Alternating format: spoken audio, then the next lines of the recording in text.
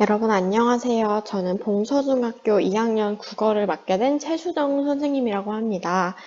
지금까지는 선생님이 여러분에게 그 EBS 강사 선생님 또는 이제 출판사 선생님의 온라인 수업을 제공을 했는데요. 오늘은 선생님이 여러분이랑 같이 해보고 싶은 활동이 있어서 이렇게 온라인 수업을 찍게 되었습니다. 여러분이 선생님의 목소리를 듣는 것은 처음이겠지만 사실 선생님은 여러분이 하고 있는 구글 학습지나 아니면 온라인 진도 상황을 통해서 이제 여러분의 이름을 항상 많이 보고 있어요. 여러분 지금까지 뭐 학습지들 너무 다 잘 해줘서 너무 고맙고요. 우리 온라인 언제 만나게 될지 모르지만 그래도 아마 6월 3일에 개학이니까 그때까지 조금만 더 힘내서 들어보도록 합시다. 자, 우리 저번 시간까지는 교과서 16페이지, 17페이지에 엄마 걱정의 시를 본문 학습을 해보았습니다. 그래서 이제 그 온라인 클래스 선생님이랑 함께 여기다가 필기를 했겠죠. 자, 그렇다면 이제 오늘은 이제 교과서 18페이지, 19페이지, 20페이지, 21페이지를 선생님이랑 함께 나가보도록 하겠습니다. 자, 먼저 18페이지입니다. 자, 내용학습 1번. 이 시의 내용을 다음과 같이 정리해 봅시다. 라고 되어 있습니다. 그래서 이제 빈칸을 한번 채워봐야겠죠. 자, 1년의 화자의 상황을 볼 때 화자는 이제 유년 시절, 즉 어린 시절의 화자라는 걸 알 수가 있었어요. 자, 2년에는 이제 어린 시절을 과거라고 했을 때 이제 2년의 상황은 뭐가 될까요? 여기 글씨가 안 써지네요. 여기다 쓰겠습니다. 자, 이연의 그 유년 시절과 대비해요. 지금은 현재 이제 화자가 어른이 된 상황이라고 할 수가 있습니다. 이거는 이제 밑에다가 쓰도록 합시다. 자, 그 다음에 이제 다시 1년으로 넘어와서 엄마가 이제 유년 시절에 시장을 갔는데 시장을 가고 나서 나는 어떻게 되었나요? 네, 이제 엄마가 시장을 가고 나서 나는 이게 좀 이상하게 되네요. 그냥 쓰겠습니다. 나는 집에서 혼자 숙제를 하며 누구를 기다렸죠? 맞아요. 엄마를 기다리고 있는 상황이었죠. 그래서 뭐 그때 뭐 무섭고 뭐 어둡다 뭐 이런 상황에 대해서 얘기를 해줬었습니다. 자, 그렇다면 이제 2연으로 넘어와서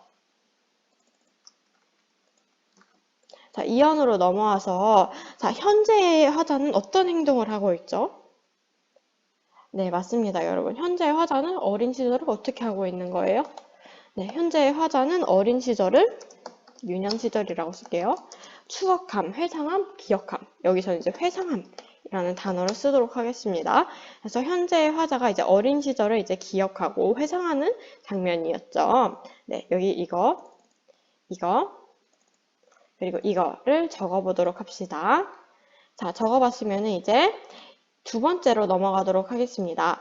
자, 이제 두 번째는 이 시에서 어떤 표현이 가장 인상 깊었는지를 한번 써보고 그 이유를 적는 학습 활동입니다. 자, 여러분이 어려울까봐 여기 이쁜 짝꿍을 같이 두었네요. 자, 이 짝꿍이 말하는 것을 들어봅시다. 이 짝꿍이 가장 인상 깊었던 표현으로는 해는 시든지 오래라는 표현을 뽑았습니다. 그래서 왜 이게 인상 깊었는지를 한번 읽어보도록 하겠습니다. 해가 지는 것을 시든다고 표현한 것이 매우 독특했다. 그리고 열무를 파느라 지친 엄마의 모습이 상상돼서 마음이 아팠다. 라고 했습니다. 그렇죠, 여러분. 저도 이 짝꿍이 말한 말에 굉장히 공감이 많이 되는 것 같아요. 이제 해는 사실 시드는 게 아니라 지는 거죠. 보통 이제 식물들이 시든다고 표현을 하죠. 근데 해가 진다와 이제 식물이 시든다 두 개를 결합하여서 표현한 게 이제 해는 시들었다. 라고 할 수가 있습니다. 이제 엄마가 시장에서 열무를 팔고 있는데 그것과 이제 연합을 하여서 해가 졌다는 것을 해가 시들었다고 표현을 해서 어머니의 모습이 연상되도록 한 것 같아요. 그래서 어머니가 이제 해가 지는데도 아직도 열무를 팔고 근데 그 열무가 조금 시들해지는 모습을 보면 이제 모습이 연상이 되면서 좀 마음이 아프고 어머니의 그런 힘든 삶이 느껴지는 거죠. 그래서 이 친구는 이렇게 해는 시든지 오래라는 표현을 인상 깊었다고 했는데요. 이제 여러분도 어떤 표현이 인상 깊었는지 한번 자유롭게 써볼 거예요. 그래서 왜 이 표현이 인상 깊었는지까지 한번 써보도록 하겠습니다. 여러분이 어려울까봐 선생님이 한번 예시를 한번 들어볼게요. 선생님은 좀 인상 깊었던 표현이 뭐냐면요. 이제 첫 번째 거에 나오는 건데, 열무 30단. 이라는 표현이 가장 인상 깊었습니다. 왜 이 표현이 가장 인상 깊었냐면요.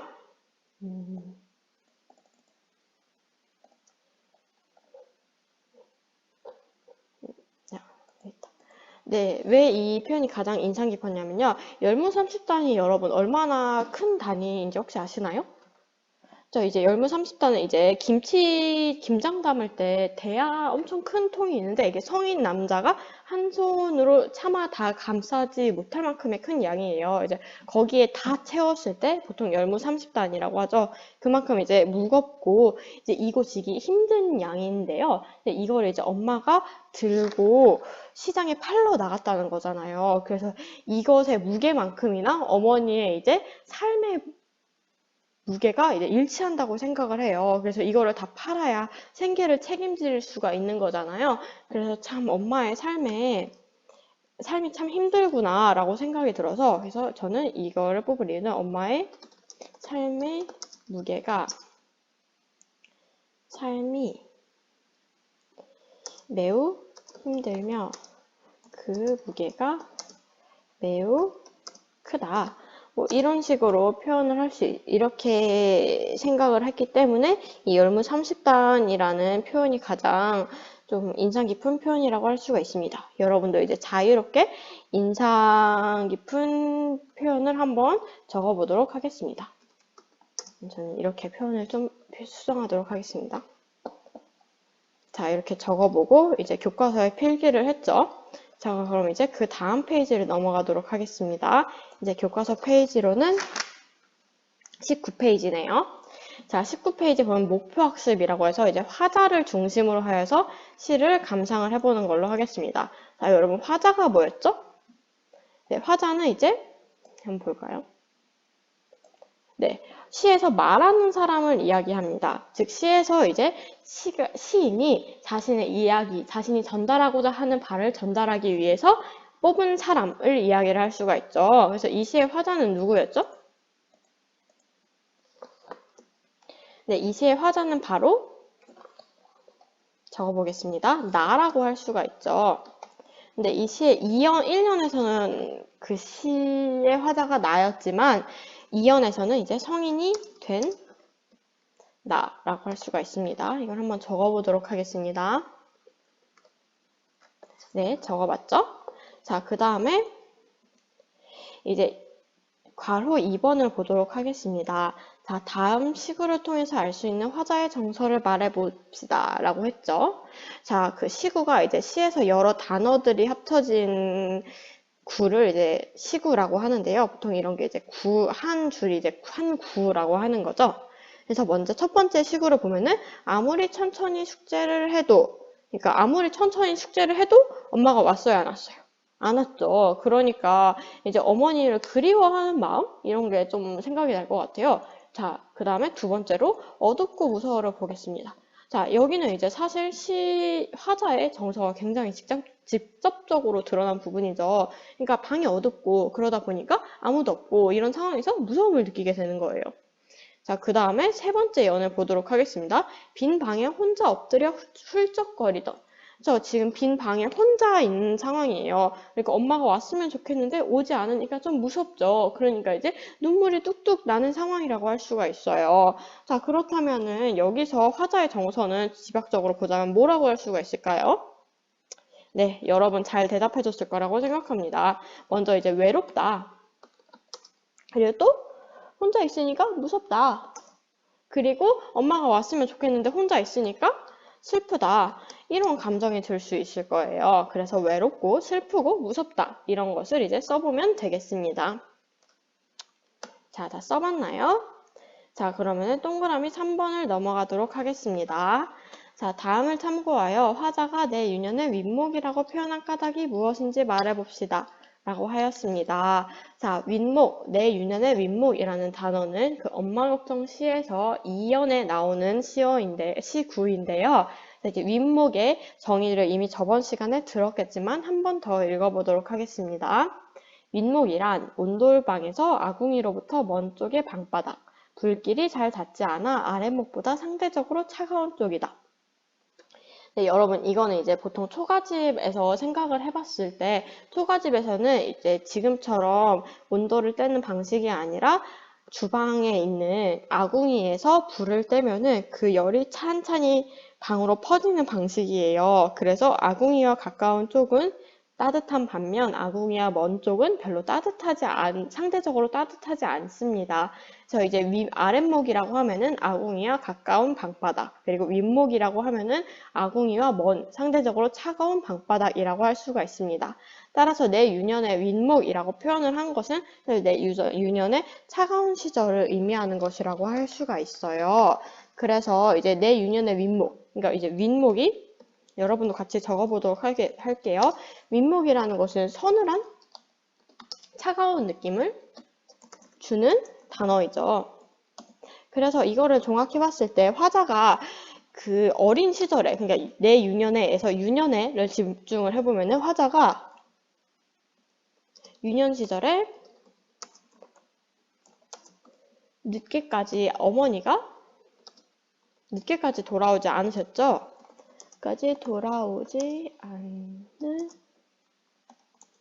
어머니가 늦게까지 돌아오지 않았는데 그 어머니를 홀로 기다리고 있었죠.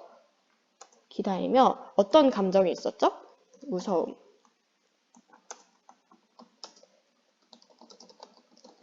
그래서 이 상황에서 이렇게 엄마가 오지 않고 홀로 기다리면서 무서움과 슬픔에 잠겨 있는 상황에서 이 상황을 성인이 다시 생각을 해봤을 때 어린 시절이 항상 행복하고 즐겁고 밝았다기보다는 약간 쓸쓸하고 아린 기억이 있다는 거죠. 그래서 내 유년이라의 윗목이라고 표현한 까닭은 화자에게는 이러한 유년 시절이 차갑고 시리게 느껴지기 때문에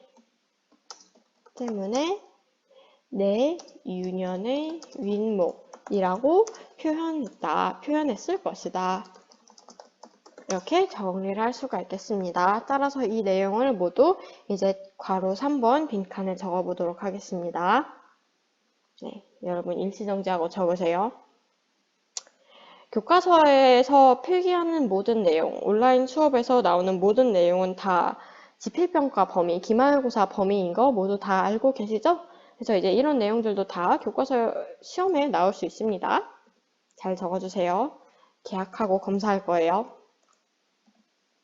자, 그 다음에 이제 괄호 4번입니다.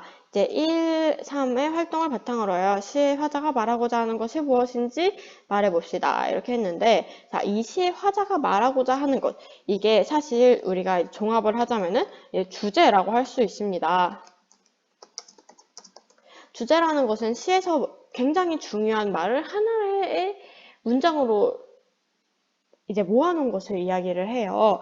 이 주제라는 것은 사실 어렵지 않고 지금까지 해놓은 활동을 종합하면 사실 나오는 건데요. 뭐 시에서 느껴지는 이미지, 시에서 느껴지는 정서, 그리고 그 시에서 있었던 상황을 싹 다 모으면 사실 바로 주제가 됩니다. 그래서 우리 한번 시의 주제를 생각을 해보자면은 이 시에서 나온 상황을 생각을 해봐야겠죠. 이 시에 어떤 상황이 나왔죠? 네, 맞습니다. 성인이 된 화자가 어린 시절을 회상을 하는 거죠. 유년 시절을 떠올리고 있는 거죠. 근데 이 떠올리면서 느낀 감정을 한번 생각을 해볼 건데, 이 감정이 좋았어요? 그렇죠. 사실 좋진 않고 좀 무섭고 힘들고 이런 감정이 들었죠. 그래서 이 유년 시절을 떠올리면서 어떤 감정을 느끼고 있었냐? 바로 이제 슬픔이라고 좀 정리를 해보겠습니다. 그래서 이제 이 시의 주제는 유년 시절을 떠올리면서 느끼는 슬픔을 표현을 한 것이라고 할 수가 있습니다. 이것도 적어보도록 할게요. 자, 그 다음에 이제 다음 페이지로 넘어갈게요. 자, 바로 20페이지입니다. 자, 이 활동을 읽어보자면은 화자를 달리하여서 엄마 걱정을 다시 써봅시다. 라고 했는데 여러분 오늘 바로 중요한 활동, 이 활동을 할 거예요. 그래서 지금 화자는 누구였죠? 네, 이 시에 지금 화자는 성인이 된 나였죠. 즉 이제 나, 자식의 입장에서 쓰인 건데 이번에는 화자를 나가 아닌 다른 사람으로 해볼 거예요. 바로 누구로 해볼 거냐? 바로 이제 엄마로 해보도록 하겠습니다. 이 시의 화자를 엄마로 하면서 그 시의 상황을 한번 상상을 해보도록 할 거예요. 자, 먼저 이제 우리가 시의 화자를 엄마로 정했죠. 자, 시의 화자는 그럼 이제 무엇을 하고 있었는지 한번 볼게요. 여기는 편집이 안 되네요.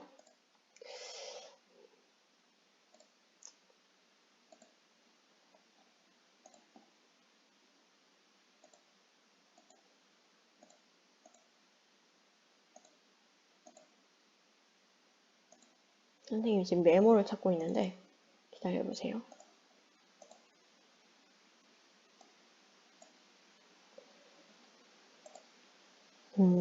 자, 화자는 무엇을 하고 있었는지를 한번 봅시다. 자, 이 시에서 화자, 즉 우리가 지금 바꾼 화자로 한번 생각을 해보는 거예요. 이제 엄마는 무엇을 하고 있었나요?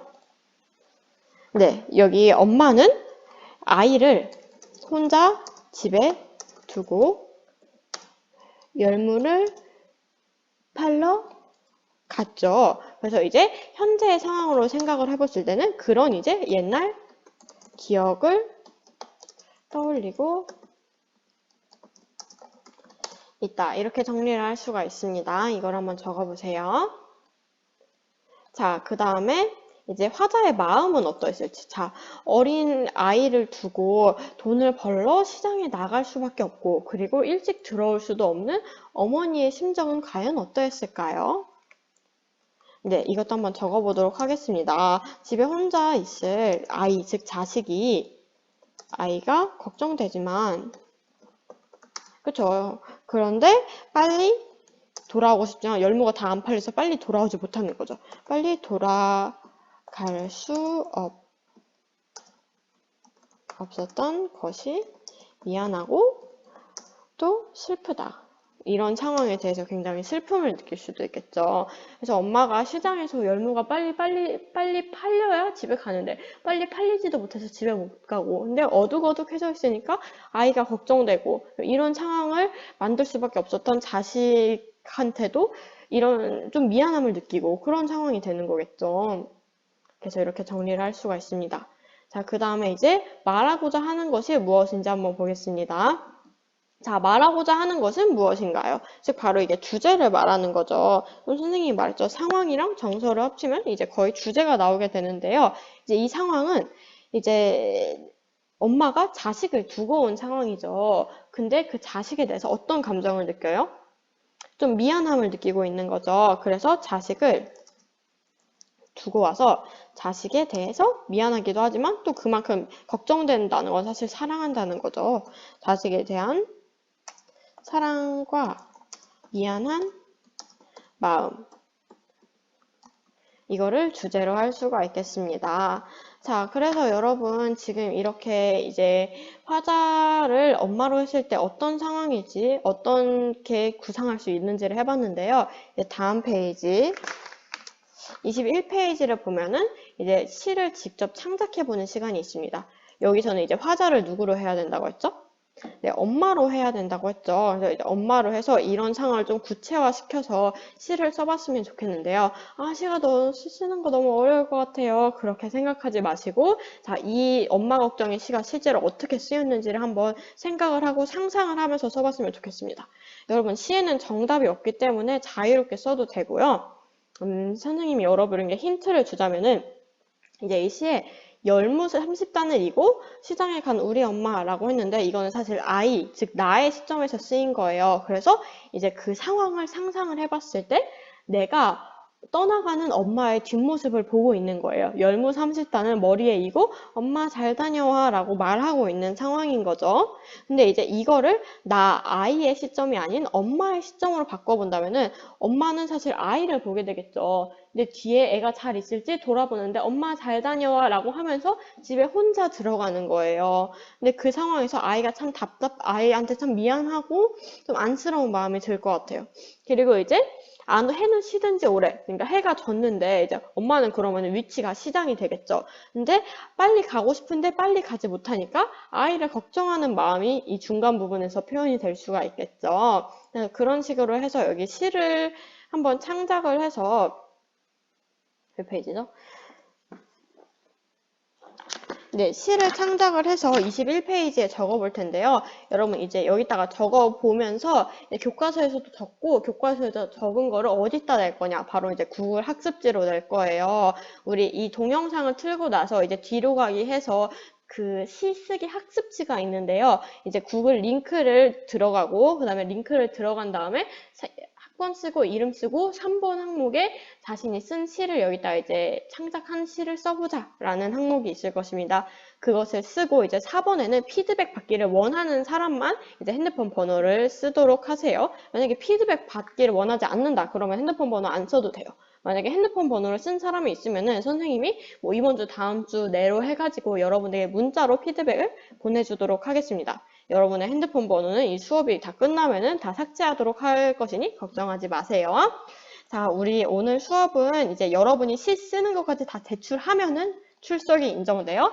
여기까지입니다. 학습지 꼭꼭 제출하도록 하고요. 이제 언제 개학할지는 모르겠지만 그래도 온라인 수업을 하는 내용도 다 시험에 나오고 나중에 수행평가에 밑작업이 될 수도 있으니 모두 제발 열심히 들어주길 바랍니다. 지금까지처럼 잘 해줄 거라고 믿습니다. 자, 오늘 수업 여기까지 하겠습니다. 오늘 하루도 힘내서 들으세요. 화이팅!